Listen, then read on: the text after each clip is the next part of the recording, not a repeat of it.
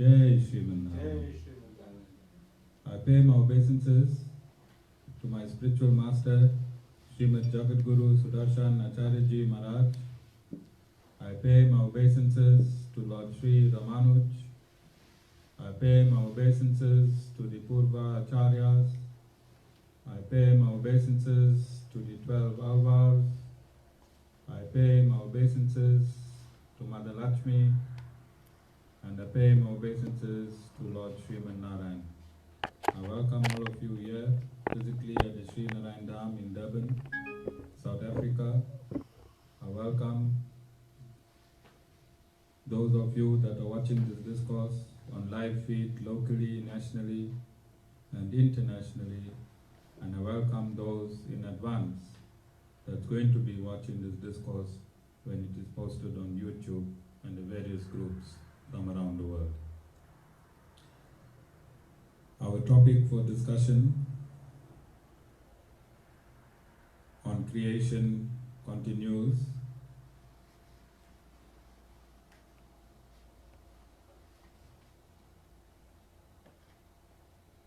For every creation, there is a prescription, and similarly, for the creation of the universe, there is a prescription.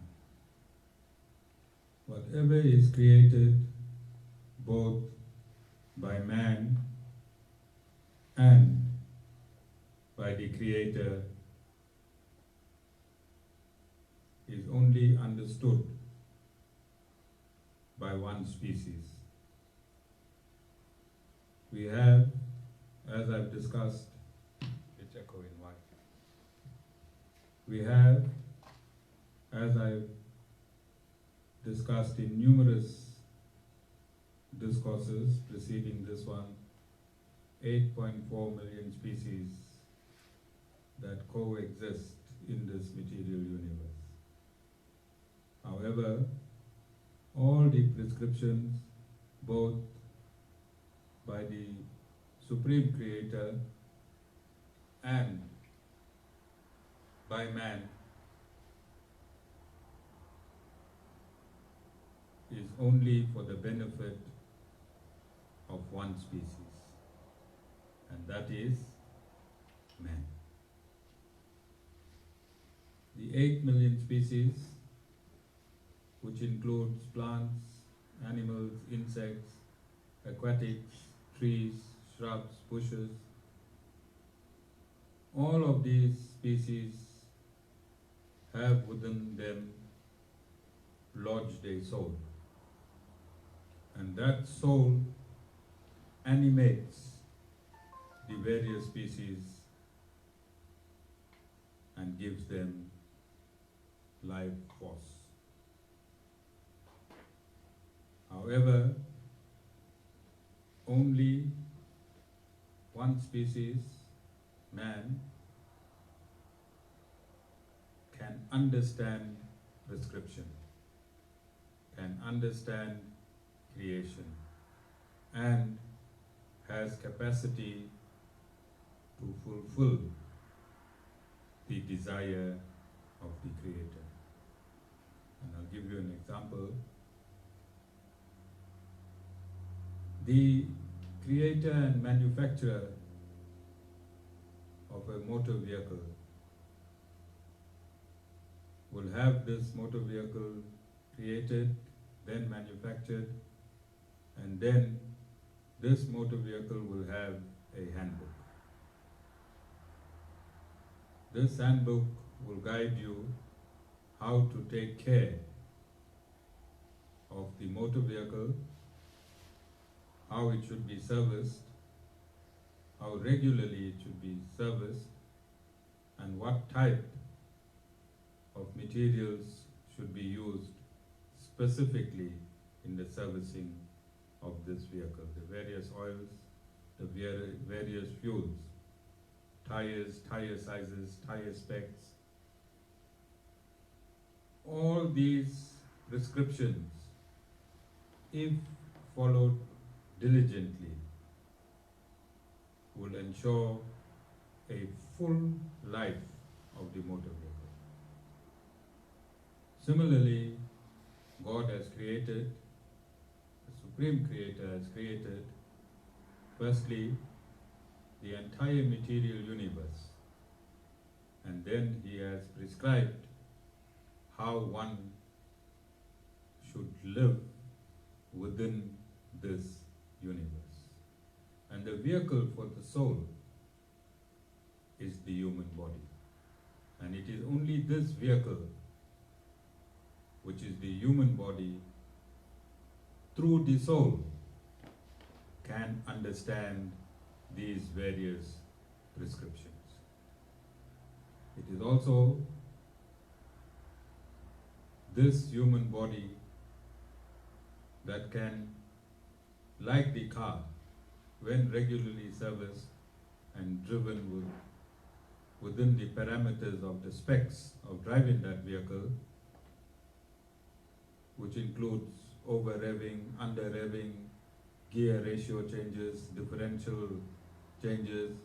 Similarly, the human body,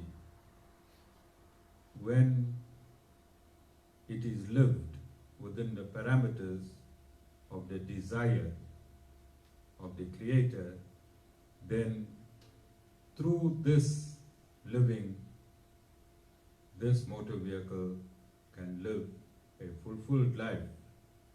This motor vehicle, or this vehicle for the soul, called the human body, can live a fulfilled life during its stay on this earth, and subsequent to the finalization of this body, it will be given an appropriate divine body, or it can be liberated and sent back to its origin, Vaikuntha.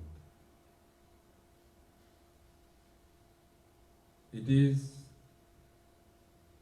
on these fundamentals that the Sri Narayan Dham has taken its birth, and it is on this substratum that we exist. We have only one aim, and that aim is to ensure that your vehicle for your soul, which is the body, together with the software of the body, which is called the mind, and the power for both the software for the body and the mind is the soul. So it is the duty of this institution to realign you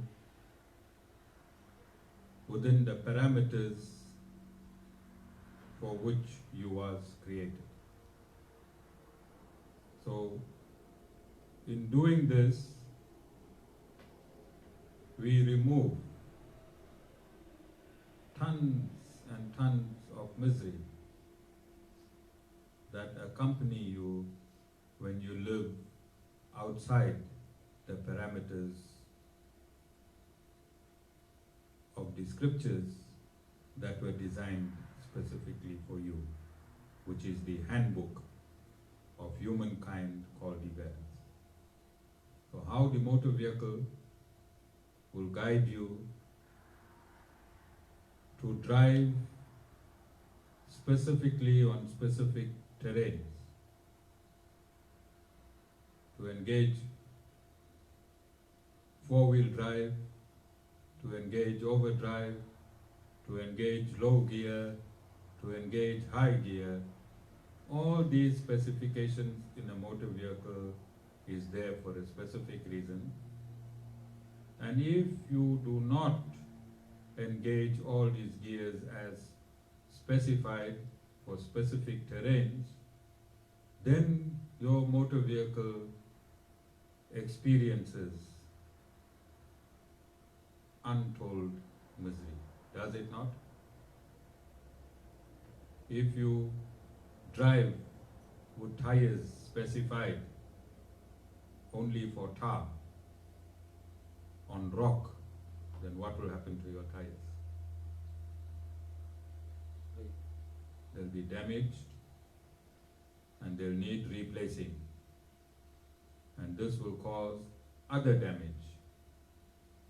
If you are speeding at 120 kilometers per hour and you lodge your gear into number 1, what will happen?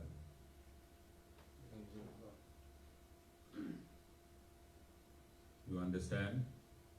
So the misery that is caused to the motor vehicle is that the guideline,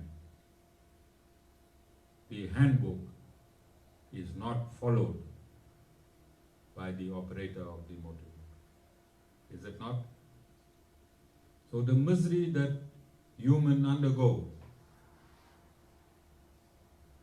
is the misery caused by the driver of the human body. And that is who? Who drives your body? You. You drive your body. And when you drive your body without the understanding why this body was designed and how it should be driven, then there's no difference in changing gears and there's no difference in driving on wrong terrains with wrong tires. Is there? Is there? So it is the duty of man through the God-given gift, which is unique only to man, called the intellect. The intellect is a gift awarded to man only. And I want to explain. The gift given to fish is that it can sleep in an upright position. Can it not? How does a fish sleep? Person? You are the expert on fish. How does a fish sleep? Upright. You ever tried sleeping upright? Person? No. What would happen if you slept upright? As soon as you fall off to sleep, gravity will pull you down. Why does gravity not pull the fish down? The fish is designed that way. By whom? Not right. That is the gift for the fish. 5 kilometers from the sky, a bird can see a grain of rice on the surface. Can it not? What you can see from 5 kilometers up the sky, Vasa?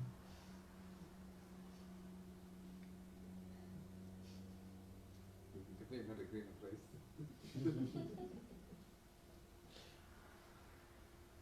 So that is the gift of the and uniqueness of the bird.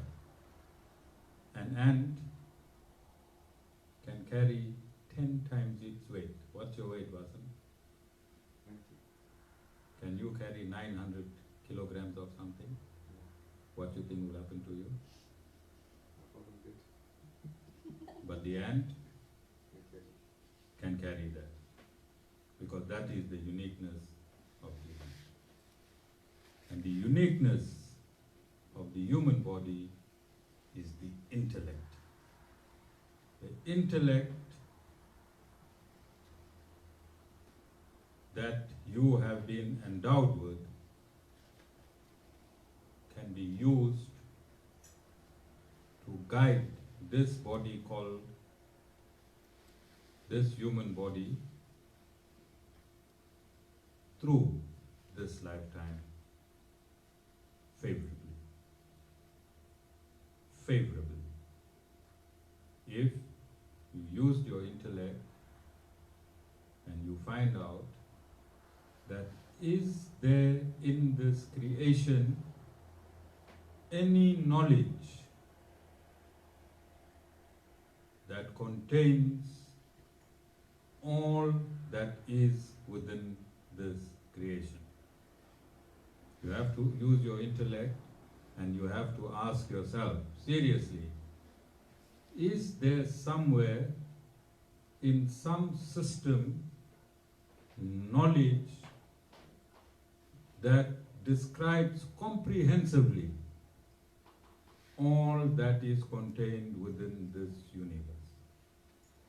Is there somewhere any knowledge that describes comprehensively how a human should live? Today we are living in the age of information, technology. Is this reasoning that I'm asking you impossible? Today, is it impossible today?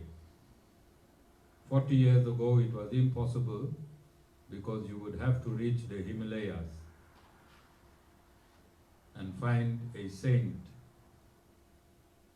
somewhere in one of the caves in Himalayas who had all this knowledge for you. Is it not? Today, do you have to go to the Himalayas?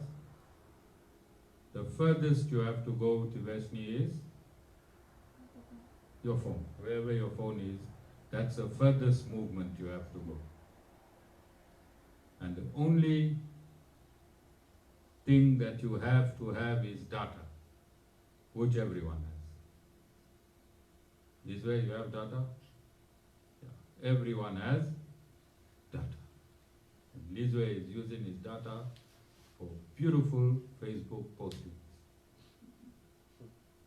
Uploading beautiful Facebook postings. He's using his data.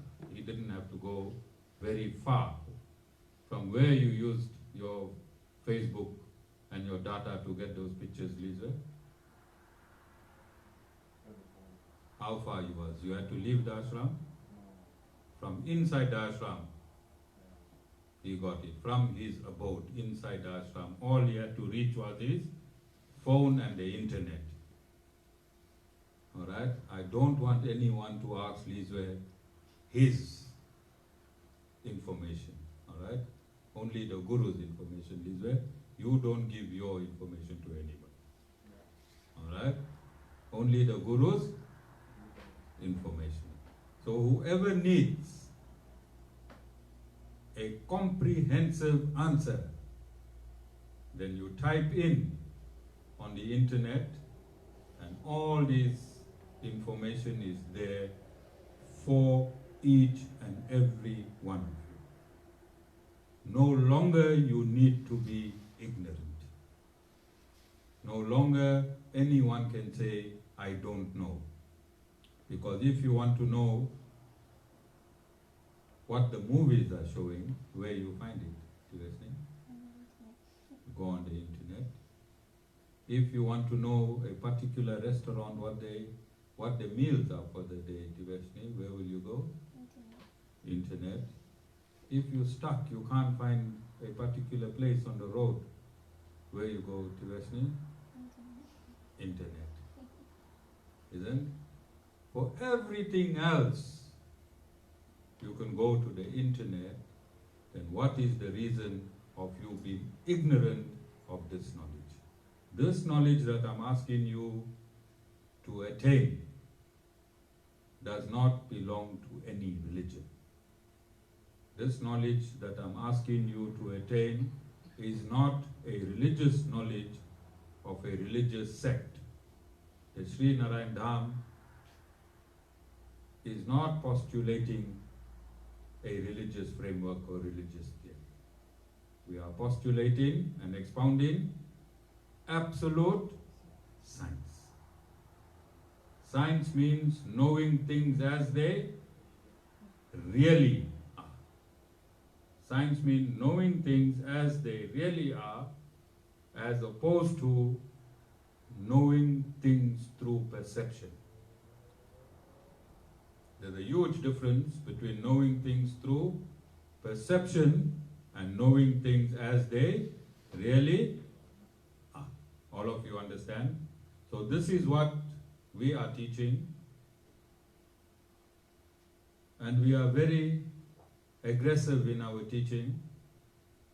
And the reason we are aggressive in our teaching because we have the absolute truth in our domain, the absolute, undisputable truth in our domain. And with that truth, we can preach and teach and motivate you to change your dimension, one from suffering to pleasure. One from suffering to pleasure. So like a motor vehicle again, if that motor vehicle is missing, in its function, I'm not saying go and report it to the police station, I'm not talking about that missing. I'm talking about it's missing in its revolutions, in its revs, in its acceleration. Then you need to take this motor vehicle to an authorized motor mechanic for a diagnostic. And when, through diagnosis, the fault is found and rectified, the motor vehicle will function efficiently. So similarly, when the human motor vehicle starts missing, when the human motor vehicle starts missing, then there has to be a place, there have to be diagnostics, and there have to be a person that can repair this malfunction of the human vehicle. Don't you think God would have efficiently created a system? If man can create a system for his creation to be repaired and diagnosed, then don't you think the Supreme Lord who has created this entire universe will also create a system where the vehicle called the body, if it is malfunctioning, then it can be repaired somehow? You think that's logical? All of you think that's logical? So that is called the Guru Parampara system. The Guru Parampara system, who has been authorized through scriptural injunctions to undertake the fixing of the missing of the revolutions of the engine of man. And that diagnosis is ignorance. Is ignorance. And when the technician called the Guru removes the ignorance from man, what happens? As soon as knowledge dawns on man, man is repaired. As soon as knowledge dawns on man, man is repaired. As long as, if somebody takes you and puts you in a forest and asks you to go to a particular address and destination, up until the time you do not have the route to that destination, what would be your condition? You will be under duress, in suffering, in pain. You will torture yourself both physically and mentally because you do not have the destination. As soon as you are given the destination, what will happen to all of your suffering? What will happen? Immediately your anxiety, your duress, your stress, your mental condition, your psychological condition, everything will calm down. Why it calm down? Because you was given knowledge. What calmed you down? Knowledge of the known. As long as the known was unknown, you was in despair, you was in distress, you was disorderly, you was dysfunctional. But as soon as knowledge was given to you, immediately, with immediate effect, all these negativities vanished, and a sense of relief awashed you, didn't it? Didn't it? All of you understand? So similarly, in the bigger picture, why am I not getting promoted? Why is somebody else getting promoted? Why am I suffering when I am diligent in all that I do? I fast on all the regulated days. I perform all my functions within the parameters of righteousness. My neighbor, on the other hand, does all the opposite things. Every year he changes his Mercedes. I am still with my Toyota Corona. Coronavirus, all right? Corona? I'm still with my Toyota Corona. Yet I do all these right things. And it makes you miserable. Does it not? You're doing all the right things, but the wrong things are happening to you. And those people that seemingly doing the wrong things, Vasan, what's happening to them? The right things. So just by observing externally, you are internally distressed. Doesn't it distress you? So if you are at work and somebody joined the company 10 years after you, and you still holding the same position, and he's gone above, what it does to you? It distresses you, does it not? Internally. Does it not? So you need to understand why. As soon as you understand the real why, okay, not the Gupta why. You all heard of the Gupta why? You all heard? Nadine, you know the Gupta why? Yes, if you put a few rands here and there, you can get benefits. Alright? But the real reason behind those benefits, then you need knowledge. And as soon as you have knowledge, what happens? What happens? You become relieved of all these internal distresses. So I'm going to conclude this discourse with a reading from the handbook for a human being. If you're a human being, then you must have a Bhagavad Gita in your pocket. As soon as you have a pancha, the Bhagavad Gita is so great. I can guarantee every one of you seated here in this ashram today, and the thousands of you that are going to be hearing and reading my discourse later, today and tomorrow, from around the world, that if you commit yourself to the handbook scientifically prepared by the Supreme Lord Himself, called the Bhagavad Gita, you don't have to go into chapter reading. Whatever troubles you on whichever day,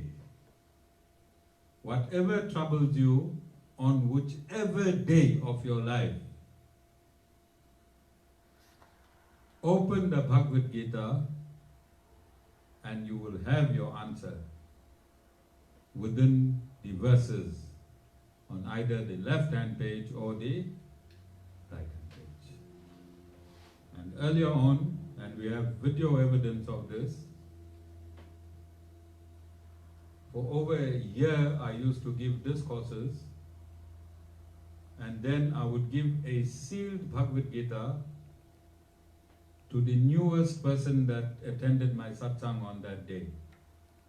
And that person would open the plastic covering, and the first verse on the left-hand side page on the top should summarize the discourse that I gave.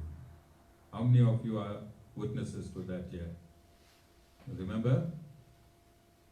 So remember? So the Bhagavad Gita is alive.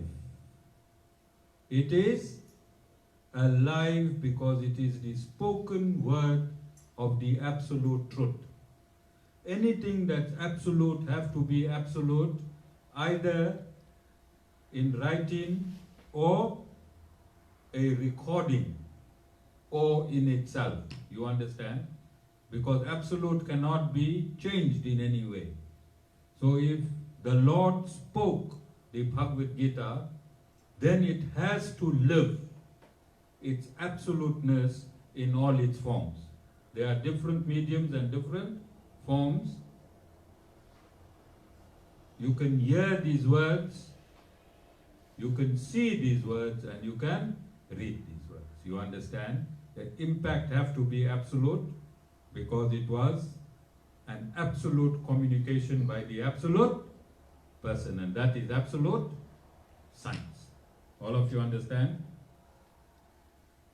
So chapter 16, the Lord said, fearlessness, comma, purity of mind, comma, devotion to meditation on the knowledge, comma, almsgiving, comma, self-control, comma, worship, comma, study of Vedas, austerity, and uprightness are qualities that one must imbibe whilst you living in this vehicle that is called the human body.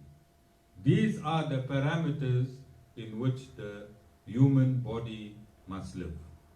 And I want to talk about the very first one before we close this discussion. Fearlessness. There are two types of fear we have. External fear and internal fear. External fear and internal fear. And this is what is bringing us down on a daily basis. We sleep with fear and we get up with fear. Just before we go to sleep, if we didn't pay our light account, we have fear of the lights being cut, water being cut. If we didn't pay for a motor vehicle, we have fear of the motor vehicle getting repossessed. If we didn't pay our school fees, Divashni, but you don't have any fear, you'll be happy if they send you home. Alright? If we didn't perform an act successfully, then we will sleep in this fear, won't we? When you sleep in this fear, what type of sleep you have? A fearful sleep. And when you get up in the morning, what condition your consciousness will be? In a fearful state. So the Lord is saying you must be fearless. The Lord is saying you must be fearless. Now this is fear of external things. Then we have fear of internal things. And what is the fear of internal things? Person?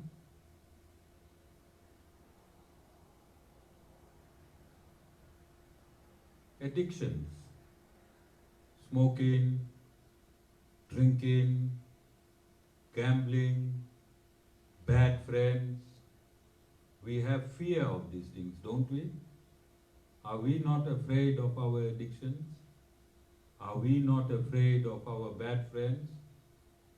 Are we not afraid of the bad company we keep where we got addicted? Are we not afraid? Are we not afraid to leave our addictions? Are we afraid to leave our addictions? Shawan? Yes. Are we afraid to leave our bad habits? Yes. Are we afraid to leave our bad friends? Yes. So this is internal fear. But what is God saying? Have fearlessness. How do we reach this stage of fearlessness?